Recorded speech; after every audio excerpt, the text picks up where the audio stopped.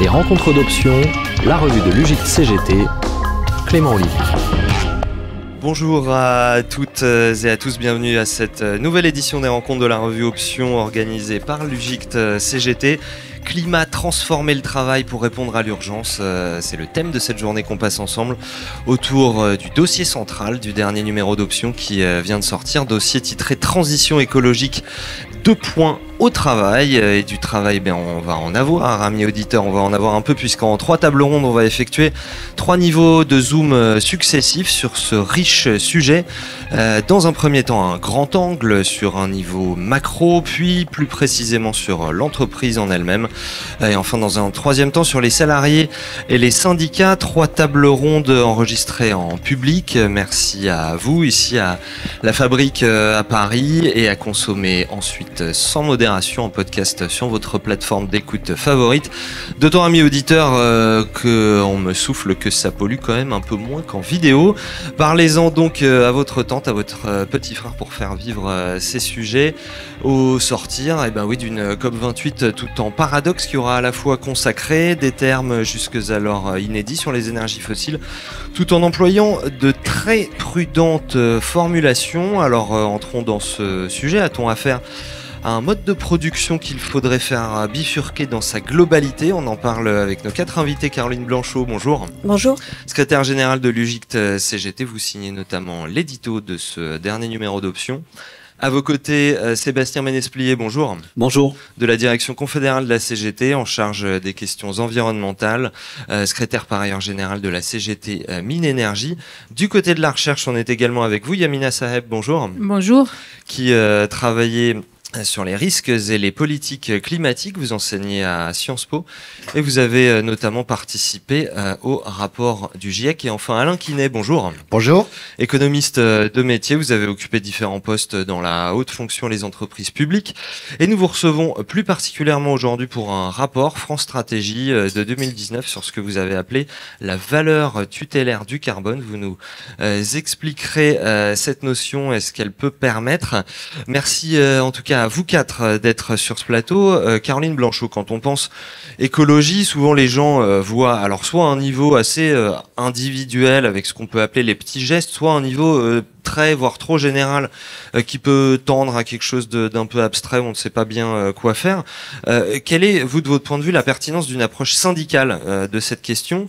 C'est-à-dire qu'en une quinzaine, vingtaine d'années, la conscience de ces questions, elle a fait un bond de géant. On a l'impression que dans la population, c'est quelque chose qui est devenu absolument admis de façon générale. Pourtant, écrivez-vous dans votre édito de ce numéro d'Options, je vous cite, les politiques restent timides et excluent toute remise en cause de notre modèle économique. Caroline Blanchot. Oui, effectivement, on peut faire un petit état des lieux, mais la réponse politique en France, comme ailleurs, mais bon, je vais être plus précise sur la France, n'est clairement pas à la hauteur des enjeux. Je dirais même, sans mauvais jeu de mots, qu'il y a danger grave et imminent. Non seulement nous n'allons pas assez loin, nous n'allons pas assez vite, et bien souvent nous allons dans le mauvais sens. D'abord, pour le rappeler, en préambule, la France elle a été condamnée plusieurs fois pour inaction climatique. Quelques autres petits chiffres pour illustrer, certains qui sont d'ailleurs dans cet édito, mais entre 1995 et 2019, on a certes diminué de 25% en France nos émissions de CO2, mais dans le même temps, on a augmenté celles importées de 75%. D'autres chiffres, par exemple, entre 82 et 2018, sur l'artificialisation des sols, on a augmenté cette artificialisation de l'équivalent de 3,5 départements pour accoster quasiment sur l'ensemble de la région Bourgogne-Franche-Comté, et on continue à artificialiser. Nous avons été incapables de réussir à atteindre des objectifs qu'on s'était fixés de 23% de production d'énergie produite par le renouvelable en 2020. Et pire, sur le transport, c'est le seul secteur depuis les années 90 qui n'a pas réduit ses émissions de CO2.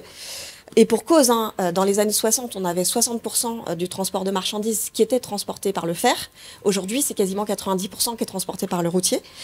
Et dans le même temps, on peut dire qu'il y a une faute inexcusable des gouvernements successifs, et notamment de ce gouvernement, qui s'est complètement désinvesti non seulement du fret SNCF, mais en plus fait passer par le biais de l'Europe carrément une vente à la découpe du fret ferroviaire. Et c'est un vrai enjeu, le transport, et c'est quelque chose qu'il faut développer et qui est impardonnable de la part de ce gouvernement. Sur les questions de temps de travail aussi, on a des chercheurs américains qui ont montré que quand on augmente d'1% le temps de travail, on augmente mécaniquement de 1,34% les émissions de CO2. Nous, en France, on fait l'inverse, hein, on dérégule complètement les 35 heures, et en plus, on vient de faire augmenter le temps de travail sur la carrière en obligeant les salariés à partir plus tard à la retraite. Sur la production, enfin, on a maintenant 62% de la production de biens industriels qui provient de l'étranger, qui augmente mécaniquement les 75% que je disais tout à l'heure, hein, des émissions de CO2 qui proviennent de l'étranger. Et on a une étude très intéressante de l'INSEE qui vient de sortir, qui se nomme « Travail en France plutôt qu'à l'étranger, quelles conséquences ?» Et cette étude, ce qui est très intéressant, c'est qu'elle montre que réindustrialiser la France permettrait de réduire significativement les émissions de CO2. Pourquoi? Parce qu'on a un meilleur mix énergétique et qu'on réussit à produire de façon moins carbonée. Donc tous ces éléments que j'amène, ils sont factuels, ils sont vérifiables. D'ailleurs, nos chercheurs et nos statisticiens le démontrent clairement. Ils sont connus des gouvernements successifs. Et oui, je réaffirme ce qui est marqué dans cette édito, ce que tu disais en préambule. On a des volontés idéologiques et politiques de ne pas remettre en cause notre système économique, le système qui est sur le produit intérieur brut, et c'est ce qu'on dénonce, et c'est ce qu'on dénonce, et c'est ce que constatent les salariés dans les entreprises, en fait. Ils sont contraints de faire du tri sélectif individuellement, ils sont contraints d'essayer de préférer le vélo à la voiture, mais dans l'entreprise, malheureusement, ils constatent au quotidien des contradictions sur l'utilisation de l'eau, sur l'utilisation de l'énergie, sur la manière de produire, et aussi sur des choses comme l'obsolescence programmée qui ne devraient plus avoir lieu aujourd'hui. Donc, le rôle du travail et du syndicalisme est central dans cette question de l'environnement, et on doit pouvoir avoir des moyens factuels opposables à l'employeur individuellement et dans les IRP pour pouvoir mettre des vétos sur des choix stratégiques d'entreprise. Les IRP, on va déplier les acronymes, ce sont les instances représentatives du personnel. Sébastien Manesplier, même question, la pertinence d'une approche syndicale de l'écologie et de la transition. La CGT, on s'en souvient, a longtemps été productiviste. Est-ce que c'est quelque chose qui a été amené à changer ? Oui, d'abord, je pense que le changement, il est incontournable, et il est surtout vital pour un grand nombre de travailleuses et de travailleurs dans ce pays. Parce que dans le système capitaliste que l'on subit, qui a des impacts sur nos modes de vie, les modes de travail et donc sur la société tout entière, si on s'attelle pas à être force de proposition pour évoluer, on parle de bifurcation, on parle de transformation, d'évolution, de reconversion.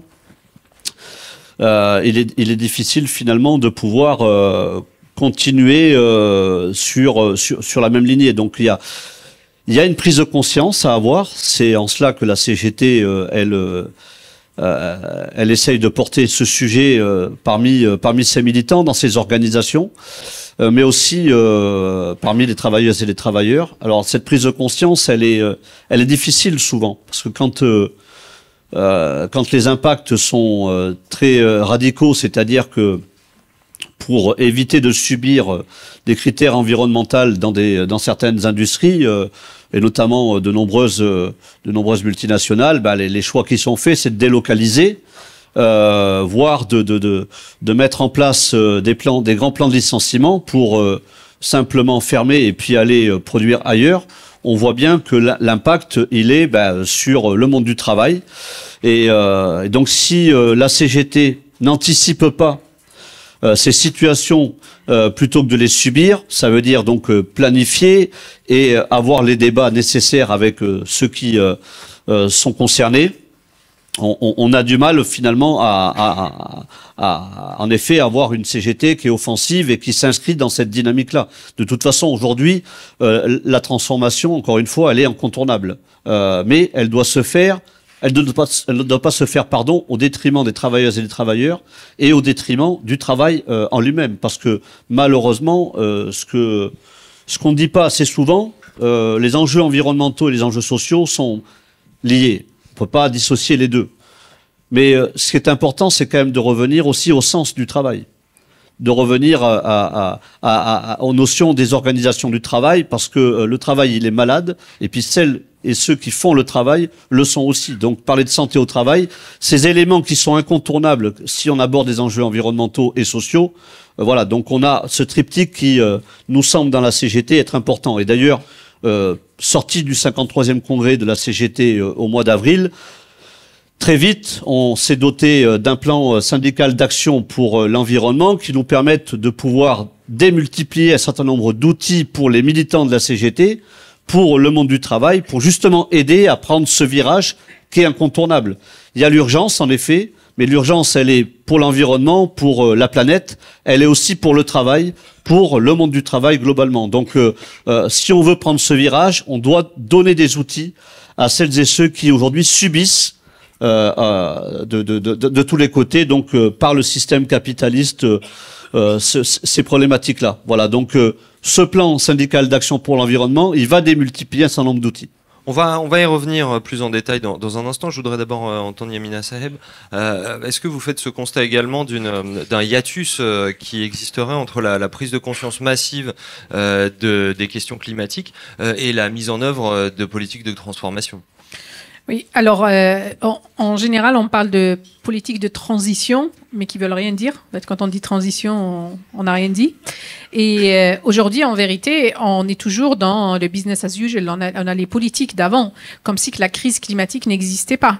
Et après, elles sont édulcorées avec quelques mots. Par exemple, l'exemple de la COP, de la déclaration finale de la COP, est une très bonne illustration de ce que l'on fait aujourd'hui. Donc, il y a par exemple le mot énergie fossile qui apparaît dedans. Voilà, il faut rappeler ce qui était dit, voilà. Énergie fossile. Donc, il y a eu une campagne dans les pays occidentaux, dans les pays riches, par les ONG, la société civile, pour mettre fin aux énergies fossiles, qui est dans la déclaration les énergies fossiles. Alors, bien sûr, les changements climatiques sont causés en grande partie, 75% des émissions, ce sont les énergies fossiles, donc il faut s'attaquer à la cause pour pouvoir résoudre le problème. Seulement, là où il y a un grand problème, surtout que quand je vois les déclarations de certaines ONG et de certains responsables, c'est qu'ils se contentent, on a le mot énergie fossile qui apparaît, mais c'est pour mieux tuer l'action climatique. Et donc cette déclaration... Alors parce que en fait, ça dit pas qu'il faut mettre fin.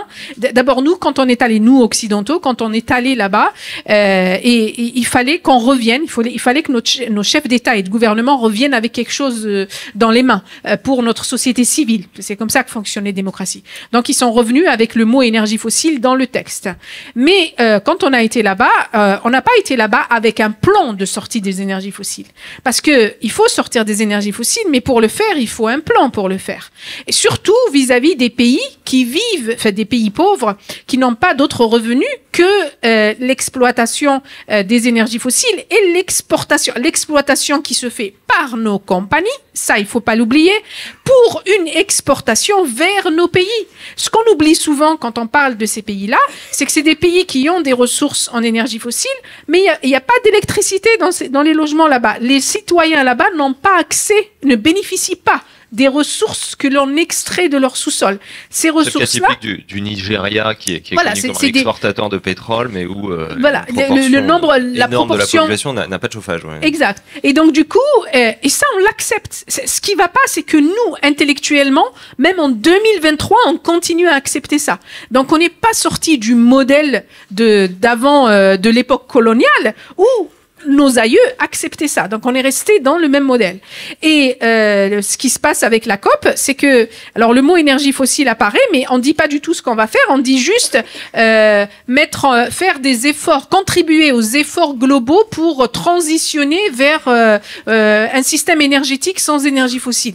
Mais ça, c'est une valise. Vous pouvez mettre... Transitionner hors des énergies fossiles. Voilà. Et donc, du coup, ça, c'est une valise où vous mettez ce que vous voulez. Et en gros, la déclaration de la COP, c'est une shopping list, c'est un peu comme vous allez faire, c'est vraiment une shopping list de Noël, et là, tout le monde trouve son compte, sauf l'humanité.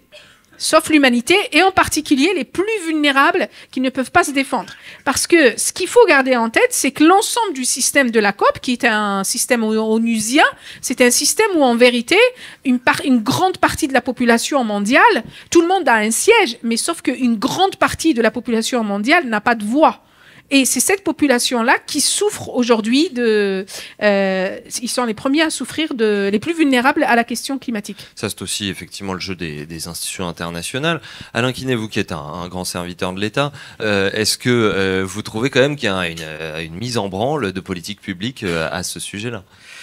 Je pense qu'il y a quand même une grande différence entre ce qui se passe au niveau mondial et ce qui se passe au niveau européen. Juste pour vous donner un ordre de grandeur, depuis 1990, qui est souvent l'année de référence que l'on prend pour évaluer les efforts ou les non-efforts sur les émissions, depuis 1990, les émissions mondiales ont progressé de 58%. Donc c'est, comme le disait ma voisine de droite, business as usual. Quand on regarde l'Europe, je serais peut-être un peu moins sévère que Madame Blanchot, quand on regarde l'Europe, les émissions ont baissé de 27%. Donc, j'ai quand même l'impression que, même si bien sûr les efforts européens, français, on peut les juger insuffisants, il faut les accélérer. Il y a quand même, me semble-t-il, une très grande discordance entre ce qui se passe au niveau mondial, qui est franchement très inquiétant, avec une augmentation continue des émissions, et puis ce qui se passe au niveau européen, parce que l'Europe, faut quand même s'appuyer aussi sur quelques premiers résultats positifs. L'Europe est la seule région du monde qui témoigne d'une certaine capacité à faire baisser les émissions depuis une trentaine d'années. Yamina Saheb vous répond. Ouais. Vous permettez que je vous contredise ? Alors, l'année de référence de 90 est une année, c'est quelque chose, c'est un exercice intellectuel très intéressant, parce que qu'est-ce qui se passe en 90 ? La chute de l'URSS, et plusieurs pays de l'URSS vont nous rejoindre, nous Européens de l'Ouest, à partir de 2004. Et donc, et l'une des conditions pour qu'ils nous rejoignent, c'est justement qu'ils ferment toute l'industrie dont ils avaient hérité du temps de l'URSS, parce qu'inefficace, parce que plein de raisons. Et en même temps, les années 90, ce sont les années où, pour complètement d'autres raisons, on a eu la mise en place de l'OMC, l'Organisation mondiale du commerce, qui a permis cette évasion de notre industrie vers vers des pays moins chers, moins contraignants sur le plan du travail. Je reviens à la question de travail, là où on peut exploiter toutes les ressources, y compris et en premier la ressource humaine. Et ça, c'est très important, en fait. C'est pour ça qu'elles sont parties, ces industries-là. Et donc, lorsqu'on part de là, en vérité, on triche. Parce qu'il y a une conjoncture mondiale et économique internationale qui a fait que nos émissions ne pouvaient que baisser. Alors, par où, et en plus, les émissions dont on parle qui ont baissé, ce sont, parce que tous les accords internationaux, la Convention cadre des Nations Unies sur le changement climatique, elle porte sur les émissions territoriales, les émissions qui se produisent chez nous. Donc, du coup, par exemple, pour produire ce gobelet, je sais pas où il a été produit, mais il doit y avoir un peu de matière qui vient d'ailleurs, et ben, les émissions liées à la production de ce gobelet, s'il n'a pas été produit ici, elles sont pas comptabilisées chez nous. Donc il y a une bonne partie. On appelle les émissions importées. Ouais. Voilà, c'est des émissions, on a exporté nos émissions. Et c'est pour ça qu'on voit, et d'ailleurs on l'a mis dans le rapport du GIEC, on voit dans les pays de l'OCDE les émissions qui stagnent ou qui baissent un petit peu, mais on voit les émissions des pays émergents et des autres qui augmentent. Mais en fait, en vérité, on a juste exporté nos émissions. Le vrai calcul qu'on devrait faire, c'est qu'on ne devrait pas partir de 90. On devrait partir à partir du moment où on a commencé à polluer l'atmosphère. Et moi, ce que j'appelle coloniser l'atmosphère. Pourquoi ? Parce que si on repart à partir de 1850, parce qu'en fait, le changement climatique... L'ère industrielle. Voilà, le début de l'ère industrielle. Pourquoi ? Parce qu'en fait, le changement climatique, ce n'est pas lié uniquement aux émissions d'aujourd'hui. Le fameux 1%, c'est les émissions territoriales d'aujourd'hui. Ce qui cause le changement climatique, ce sont les émissions d'aujourd'hui qui se rajoutent à toutes les émissions passées depuis le début de l'ère industrielle. Et lorsque on comptabilise ça, eh ben, un pays comme la France, malgré notre électricité qui est décarbonée, dont on est si fier, devrait être neutre en carbone en 2028. Qu'est-ce que ça veut dire ? Aujourd'hui, notre neutralité carbone, notre objectif est pour 2050. Si on doit être neutre en carbone en 2028, ça veut dire qu'à partir de 2028, toutes les émissions que nous, Français, on va avoir sur notre territoire, ce sont des émissions qui, en vérité, c'est un espace dans l'atmosphère qui appartient à d'autres qui n'ont pas pollué. Et ça, c'est pas du tout pris en compte. Donc, pour répondre à votre question, est-ce que les politiques sont en accord ou pas? 2028, ça veut dire qu'à la fin de ce quinquennat-là, on devrait avoir ce qu'on appelle quelques émissions résiduelles, quelques restes d'émissions dont on pourrait se débarrasser avec la forêt ou avec d'autres, ou avec certaines technologies. Ce n'est pas du tout, on n'est pas du tout parti pour ça. Non seulement on est parti pour 2050, mais même pour 2050, ce qu'on fait n'est pas bon. Alain Quinet, Yamina Saheb et Caroline Blanchot nous disent qu'on a sous-traité en fait nos émissions. Et puis par ailleurs, ça y est, la table ronde est bien lancée. On a tous les gros mots. On a capitalisme, on a bifurcation et on a urgence. Je voudrais vous entendre là-dessus. Je crois que le terme d'urgence, il vous convient personnellement pour s'il s'agit de prendre conscience de la gravité des choses. En revanche, sur la transition, vous ne trouvez pas qu'il s'agisse de quelque chose d'immédiat? C'est clair qu'il faut accélérer, intensifier les efforts. Hein. Il n'y a pas de débat là-dessus. Je pense qu'on sera tous d'accord. Ce qui me paraît important, moi, c'est de garder quand même une vision de long terme. Et c'est en ça que le mot d'urgence peut être ambigu, parce que on vit beaucoup dans une société de l'immédiateté où tout est urgent. Moi, ce qui me paraît important, c'est de construire des politiques de long terme. Je vais vous donner un exemple très concret. Il me semble qu'une des difficultés devant laquelle on est, c'est que on passe directement d'une ambition à des mesures concrètes, et on voit que ces mesures concrètes, en fait, on a énormément de mal à les prendre. Alors, elles sont retardées, vidées de leur substance par les lobbies, elles font l'objet de rejets, hein, comme on l'a vu avec la taxe carbone. On voit aussi des subventions, mais qui donnent pas toujours des résultats très efficaces. Et je pense que ce qu'on oublie souvent, c'est entre les objectifs et les mesures, il y a des politiques à construire. Et moi, j'en vois au moins trois. Hein. Alors, il y a des effets d'engorgement voilà. du tout de suite. Il y a la politique industrielle. Je pense que c'est très important, effectivement. C'est ce qui a été dit très bien. La politique industrielle, ça se construit. On a besoin de fabriquer chez nous les ingrédients nécessaires à la transition écologique.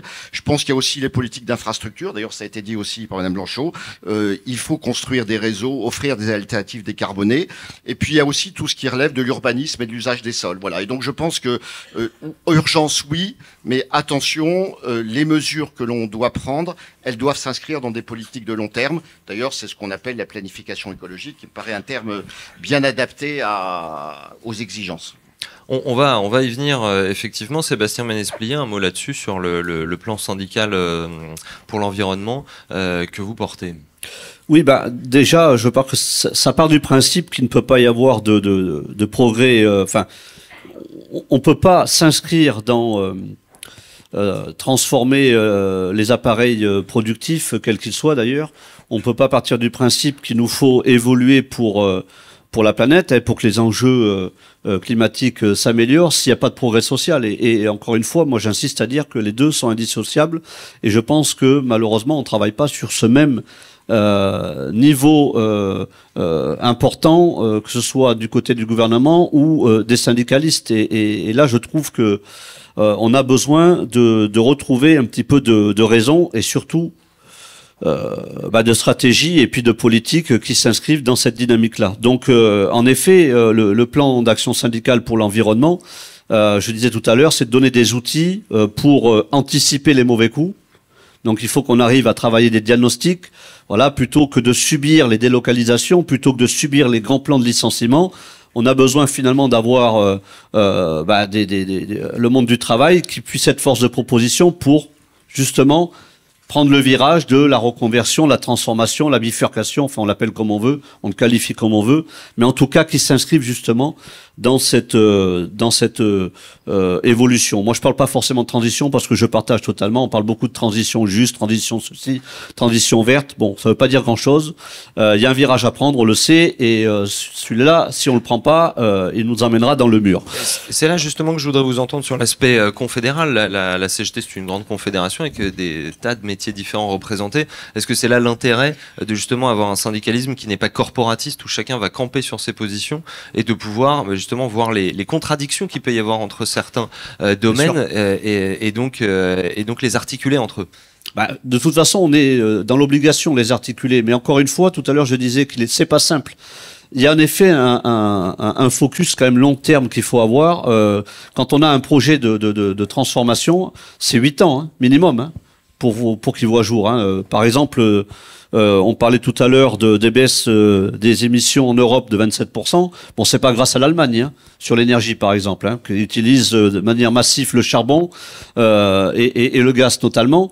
Mais par contre, nous, on a pris ce virage-là, même si aujourd'hui, il n'est pas satisfaisant parce qu'on produit l'électricité encore avec du gaz et pas du biogaz, malheureusement.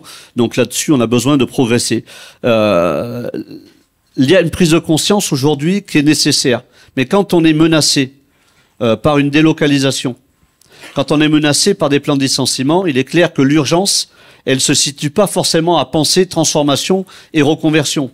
Elle se situe socialement à penser comment je vais faire demain pour retrouver du travail et puis ma famille et ceci et cela. Donc c'est deux choses qui sont très basiques pour peut-être le gouvernement aujourd'hui, mais la réalité c'est que nous syndicalistes, on est confrontés à ces situations. Donc aujourd'hui, plutôt que de les subir, il faut les anticiper. Anticiper, ça veut dire quoi? Porter le débat dans le monde du travail pour dire voilà, il y a des industries qui doivent respecter les règles environnementales. Donc, pour les respecter, réfléchissons à partir de diagnostics et de bilans pour proposer des projets qui s'inscrivent dans cette transformation nécessaire et vitale. Il y a des projets aujourd'hui qui sont portés par les travailleuses et les travailleurs. Notamment quand on a subi les fermetures des centrales au charbon, eh ben, plutôt que de se regarder le nombril, les travailleuses et les travailleurs, ils ont porté des projets. Bon, le problème, c'est que ça fait déjà 5 ans que ces projets, ils sont sur la table, ils sont en effet validés par les ministères, mais ils avancent pas. Parce que les entreprises, elles freinent, elles veulent pas forcément se lancer. Hein. Je prends un exemple d'EDF, hein, qui voit aujourd'hui que le charbon finalement qui est brûlé à Cordemais, ça lui rapporte un petit peu. Mais à côté de ça, il y a un projet, Cocombuste, hein, qui permet de traiter les déchets, ce qu'on appelle classé bois B. Donc c'est des meubles, hein, du bois d'ameublement, donc qui va se transformer en pellet, donc pour remplacer le charbon par du pellet de bois. Tout est là sur la table. Le projet, il est complètement ficelé. Il n'y a plus qu'à attendre que les entreprises que sont EDF, notamment porteurs du projet avec Paprec et puis le gouvernement, disent allez, ça y est, on pose les premières pierres pour construire l'usine et puis on transforme l'appareil productif. C'est pas les travailleuses et les travailleurs qui freinent le système. C'est parce que aujourd'hui il y a une latence. C'est pour ça que l'urgence elle est réelle, mais il y a dans ce système capitaliste des empêcheurs d'avancer qui ne peut plus durer. Caroline Blanchot, la question que ça pose également, c'est que lutter contre les délocalisations, certes, mais c'est plutôt la délocalisation qui cause le carbone que l'inverse. C'est-à-dire que notre économie, elle est enchâssée dans une mondialisation des échanges, une concurrence internationale, des règles de l'OMC, du marché unique européen, des règles monétaires, budgétaires européennes. C'est là que le sujet syndical est profondément politique. Oui, tout à fait, mais j'ai répondu tout à l'heure. Il faut qu'on sorte de ce système qui veut qu'on produise toujours plus vite et qu'on consomme toujours plus. Mais je crois qu'on peut s'accorder sur un terme dans ce que vous citiez, c'est le long terme, planifier sur le long terme, mais c'est pas du tout ce que vivent les ingénieurs, cadres, techniciens et agents de maîtrise dans leur entreprise d'administration. C'est bien ça le problème, c'est que on leur demande toujours de regarder. Il y a une ultra financiarisation des entreprises et c'est le court-termisme financier qui prévaut. C'est bien ça le problème. Donc c'est à la fois des aberrations économiques sur le long terme, des aberrations sociales et des aberrations environnementales.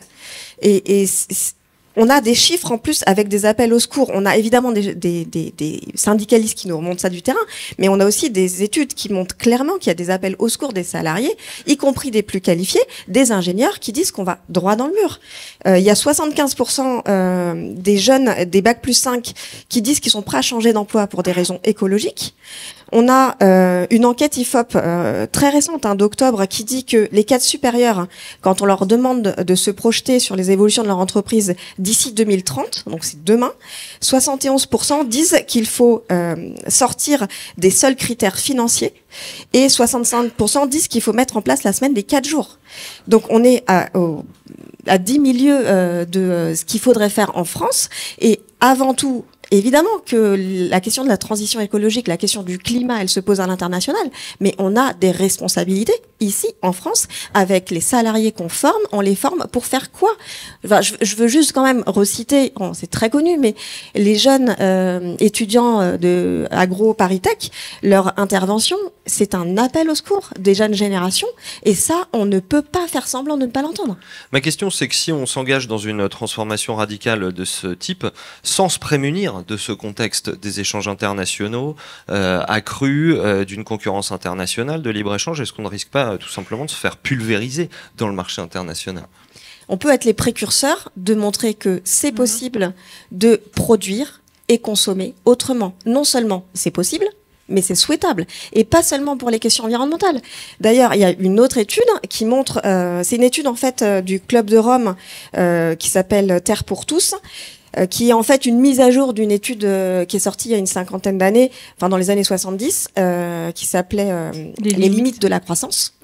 Et cette étude, elle montre clairement que pour avancer sur les questions environnementales et climatiques, il faut réduire les inégalités, améliorer les rapports de genre et améliorer les éléments sur la pauvreté.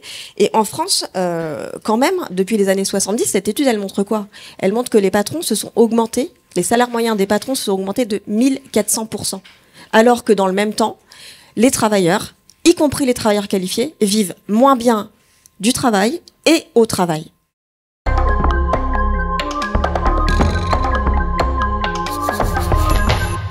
Justement, Yamina Saheb, dans ce rapport du GIEC, on vous doit une notion qui est celle de sobriété. Je vous laisse réagir à ce que vient de dire Caroline Blanchot.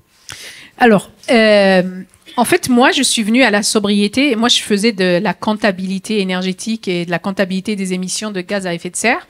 Mais pour arriver à une définition de la sobriété pour le rapport du GIEC, donc j'ai dû lire pas mal de publications et je suis tombée sur des publications qui parlaient de la réduction du temps de travail comme étant une politique de sobriété. Ça, c'est très très loin de ce que moi je fais. C'est pas du tout mon domaine, la réduction du temps de travail. Donc la seule chose que je connaisse de la réduction du temps de travail, c'est toutes les polémiques liées aux 35 heures. Et puis j'ai essayé de puiser un petit peu plus. Et puis en vérité, pourquoi est-ce que c'est important? Pourquoi est-ce qu'il faut se poser cette question-là? Parce que finalement, ce qu'on doit faire, c'est une métamorphose de nos sociétés et de nos économies. Je parle pas de transformation parce que une transformation, ça veut dire quand même on garde un peu le système tel qu'il est, on fait des changements. Une métamorphose, ça veut dire que on regarde ce qui ne va pas dans notre système, par exemple l'exploitation des êtres humains, et puis on essaye de faire quelque chose à partir de lutter contre ça, mais tout en gardant en tête les limites planétaires. Et c'est pour ça que moi je suis très contente que le mouvement syndical, finalement, je trouve qu'il est arrivé un peu tard, mais finalement il est arrivé à intégrer la question environnementale. Moi j'ai toujours été très mal à l'aise avec l'idée que la question environnementale était cantonnée dans certains cercles seulement. Pourquoi? Parce qu'en fait, la métamorphose que l'on doit opérer, elle nous concerne tous dans le travail, dans la vie de tous les jours. Et on ne pourra pas l'opérer.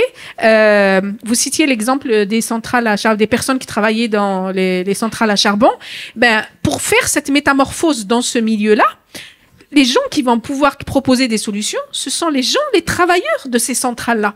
C'est eux qui ont l'expertise. Et donc, c'est une expertise que cette métamorphose que l'on doit opérer pour des raisons écologiques de limites planétaires, elle ne peut pas se faire, on ne pourra pas la réussir. Il y a deux façons de la faire. Soit on la fait avec la façon capitaliste et donc on va produire de nouvelles technologies ailleurs, etc.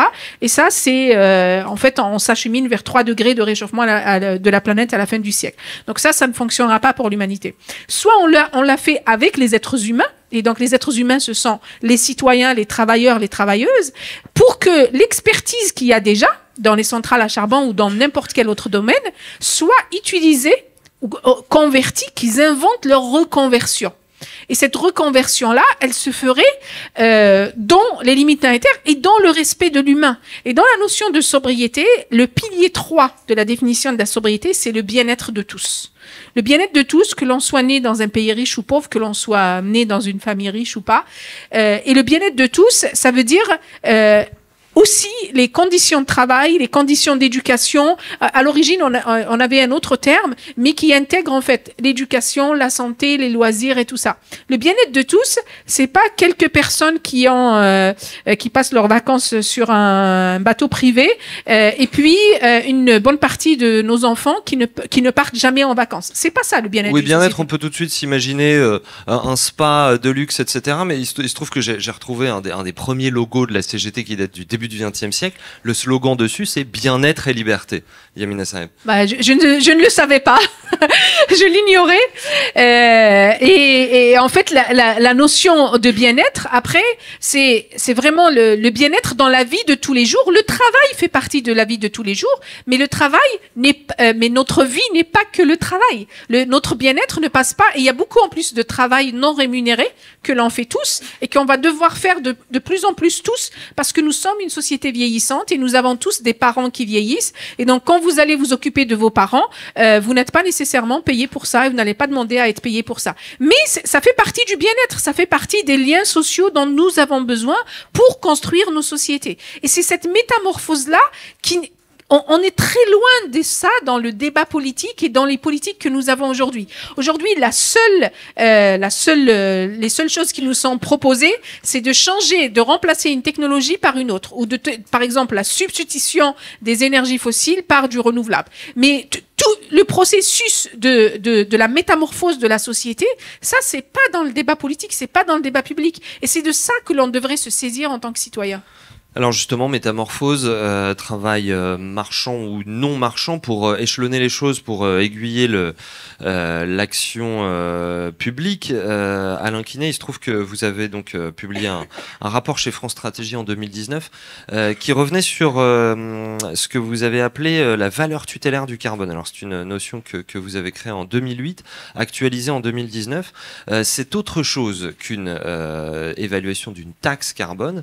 C'est plutôt vous avez cherché à chiffrer le coût collectif de la tonne de carbone et donc à permettre de flécher les bons investissements, c'est-à-dire quand on n'émet plus, on arrête d'émettre une tonne de carbone, quel est le coût collectif qu'on a économisé et donc qu'est-ce qu'on peut mettre comme argent pour atteindre cet objectif. Voilà, merci de commencer à faire de la pédagogie sur ce rapport qui est un peu technique, mais juste peut-être pour vous expliquer la philosophie générale de ce travail, qui est un travail collectif. D'ailleurs, les syndicats faisaient partie de cette commission. On s'inscrit dans une tradition française qu'on appelle la socio-économie et qui vise précisément à essayer de donner une valeur à des gains qui ne sont pas des gains financiers. Vous l'avez dit, Madame Blanchot, il y a les entreprises, elles raisonnent sur des gains financiers et souvent à court terme. Et lorsqu'on fait des investissements publics, notamment, eh bien, on va chercher à donner de la valeur à des gains de bien-être et liberté, qui sont pas forcément des gains financiers. On gagne de la sécurité, on gagne du temps, et on peut gagner aussi sur les économies de CO2. Et donc, le rapport que j'ai fait, en fait, je l'ai intitulé très précisément « La valeur de l'action pour le climat ». Et ça vise très exactement à dire quelle valeur on peut donner à nos efforts. Et donc, l'ordre de grandeur du dernier rapport, c'est de dire à l'horizon 2030, chaque tonne de CO2 économisée, ça a pour la société une valeur de 250 €. Et donc, c'est très opérationnel en fait, parce que quand on fait une action de transition écologique, pardon, j'emploie ce mot c'est l'usage, souvent on engage des coûts à court terme. Parce que les solutions décarbonées sont souvent à court terme plus coûteuses que les solutions carbonées.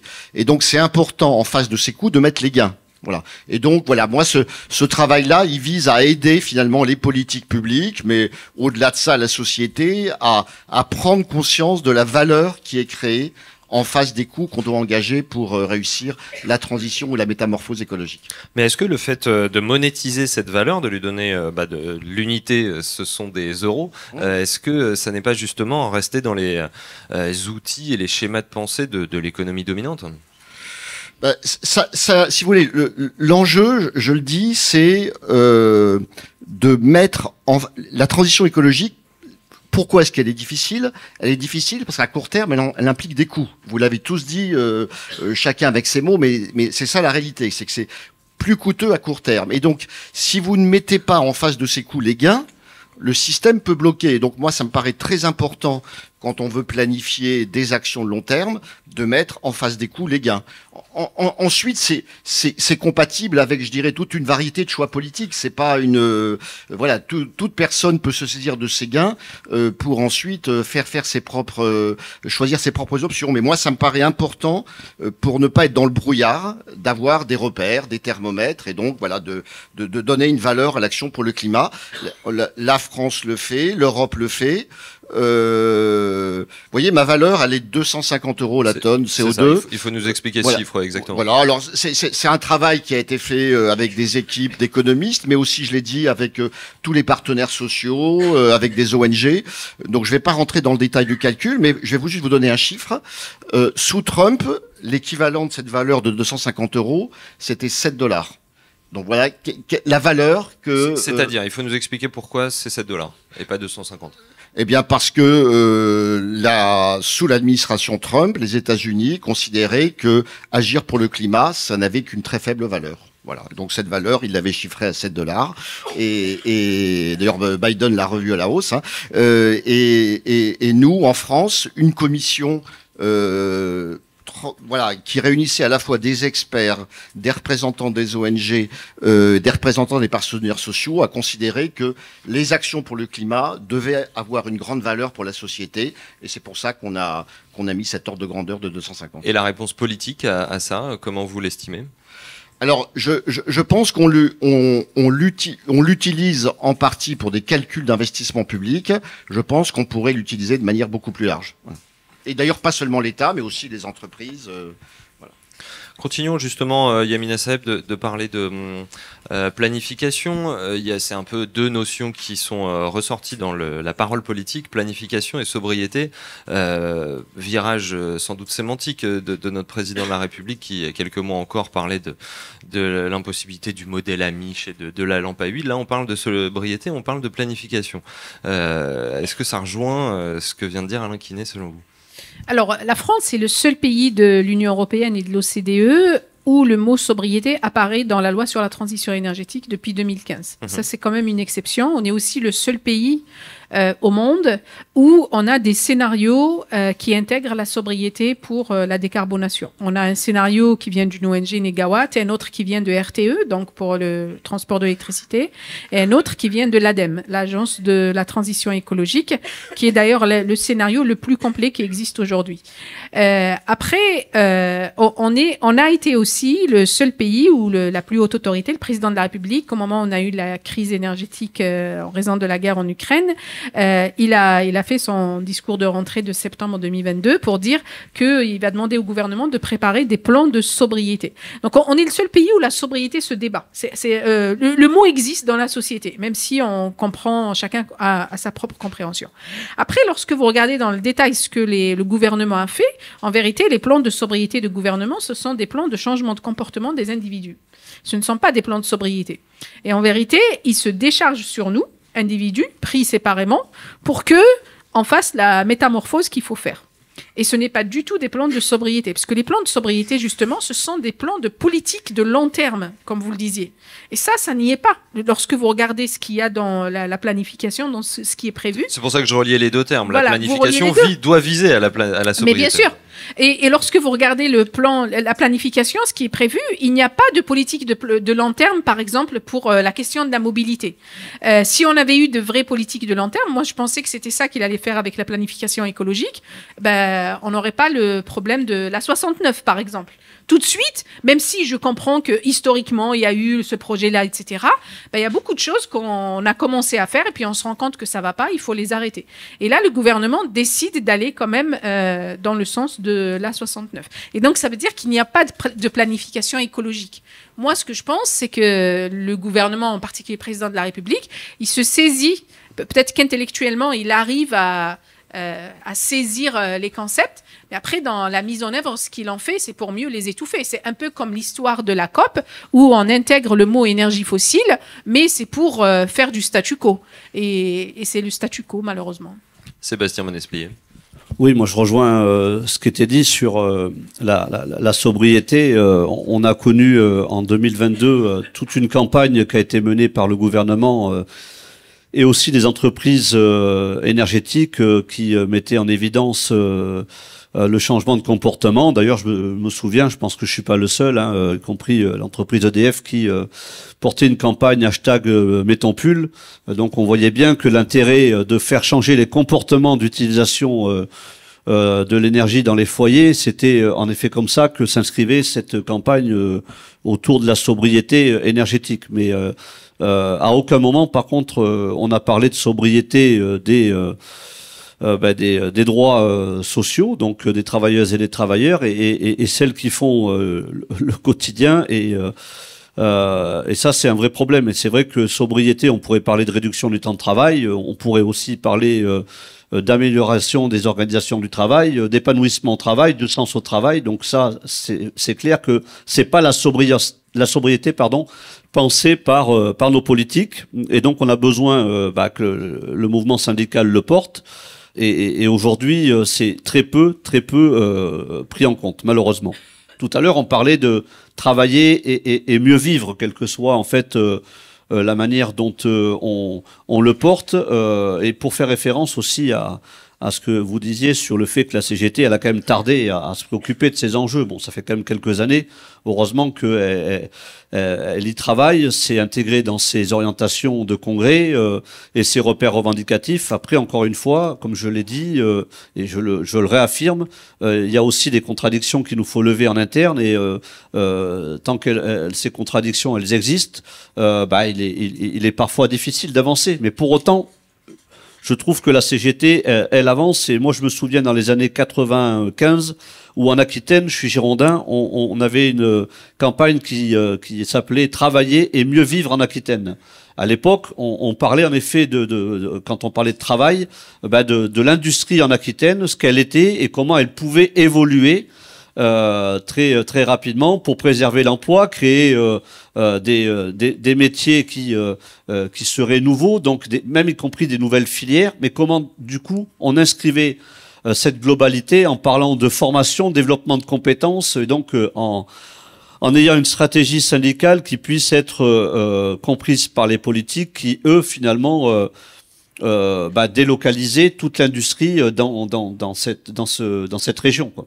Donc, encore une fois, c'est vrai qu'on a peut-être aussi, en tant que syndicaliste, un temps de latence, mais aujourd'hui, on est confronté quand même à des situations qui sont tellement précaires qu'on a besoin d'être offensif. Et on aura des états généraux d'industrie et de l'environnement le 28 mai 2024.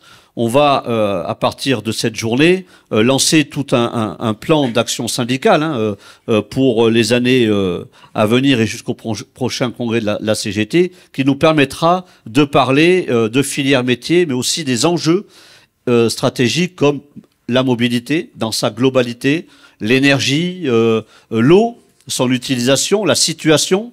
On pourra aussi parler de l'industrie de l'agroalimentaire, de l'industrie de la santé, enfin tout ce qu'on a besoin aujourd'hui de remettre dans le paysage en termes de débat, mais aussi de stratégies qui s'inscrivent justement dans la situation environnementale. Changer de paradigme, effectivement, et partir aussi de l'expertise des travailleurs. Il se trouve que vous êtes à la CGT Mine Énergie, qui a récemment proposé un prix du kilowattheure inférieur à ce qu'il est actuellement. Et c'est-à-dire que là, vous partez, cette proposition, elle descend à 18 centimes, 18 centimes, assez tout à bas, fait. et elle est issue de la production et pas justement du marché. Ça, c'est changer un mode de production, ou en tout cas un mode de commercialisation. Ah, c'est surtout changer de politique en France. Là, c'est clair qu'on va à l'encontre des directives européennes que l'État français a paraphé et s'y est complètement inscrit depuis maintenant plus de 20 ans. Oui, en effet, il faut sortir du marché de l'énergie si on veut retrouver une souveraineté énergétique et aussi protéger l'ensemble des consommateurs que sont les usagers, les industriels, les collectivités, les petites et moyennes entreprises, enfin toutes celles et ceux qui utilisent l'énergie. Donc 18 centimes du kilowattheure, c'est permettre de prendre en compte donc ce qu'on est capable de faire avec notre production d'électricité, c'est-à-dire nos centrales, reprendre et retrouver notre souveraineté énergétique, c'est-à-dire se préoccuper de la réponse aux besoins, mais c'est aussi intégrer le fait de développer le service public, investir dans le renouvellement, dans comment dire, les évolutions aussi du mix énergétique. Bref, c'est pas révolutionnaire du tout, hein. C'est retrouver un système qui nous permettrait, encore une fois, d'être déconnectés de ce que nous imposent les directives européennes qui pressurisent les peuples, hein, que ce soit en France d'ailleurs ou partout en Europe, où on a vu que privatiser, on a vu que libéraliser, ça ne fonctionne pas. Donc le système aujourd'hui, il faut le changer. Et c'est pas d'ailleurs la dernière réforme du marché qui est prévue, même y compris si elle est validée par le président d'EDF, par exemple. C'est pas ce système-là qui va faire changer la donne. Voilà, donc 18 centimes, ça peut paraître pas assez. Et moi, je peux vous dire qu'on l'a calculé, ça prend en compte les besoins du service public et la réponse aux besoins pour l'ensemble des consommateurs. Yamina Saeb, un mot pour finir. J'aimerais juste rebondir sur la question européenne et garder en tête que l'Europe, c'est nous. Donc si demain, il y a une élection européenne en 2024, et en général, l'élection européenne, c'est celle qui attire le moins les citoyens de l'Union. Et donc, si demain, on ne se mobilise pas pour envoyer les bonnes personnes au Parlement européen, il est peu probable que l'on puisse changer l'Europe. Et on ne peut peser au niveau international, ça répond à la question de tout à l'heure, sur si on va trop vite, on serait les seuls, on serait écartés. En fait, ma question, c'était surtout est-ce qu'il faut du protectionnisme, quoi. Voilà.